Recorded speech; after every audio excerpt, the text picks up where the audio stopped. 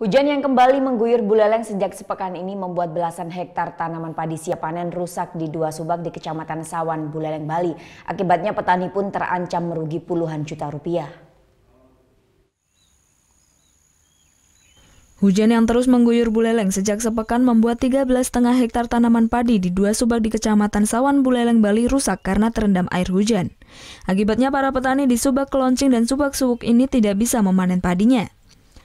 Para petani yang padinya rusak mengaku tidak bisa memanen padinya lantaran diguyur hujan. Jika dipaksa panen maka pasti akan rugi karena tidak mendapat harga yang semestinya.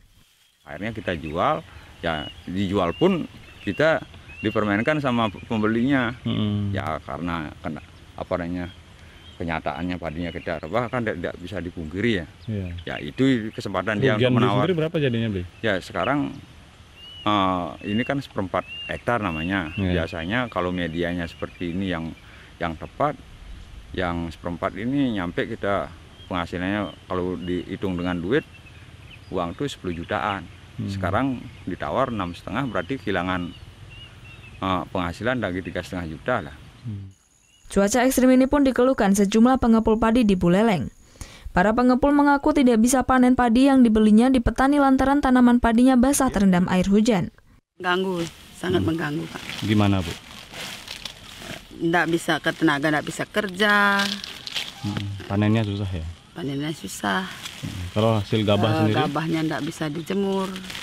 Kalau sekarang belum, Pak, belum tahu.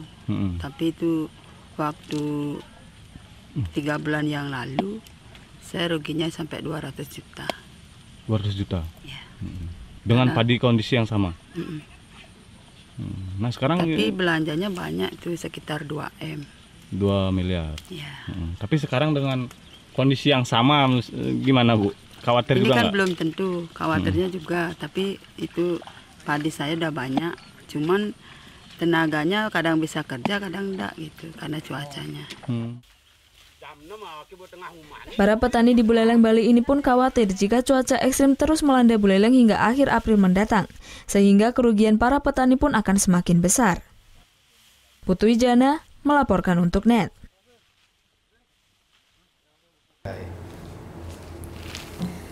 Udah selesai kan nontonnya? Nah, jadi jangan lupa buat like, komen, dan subscribe ya.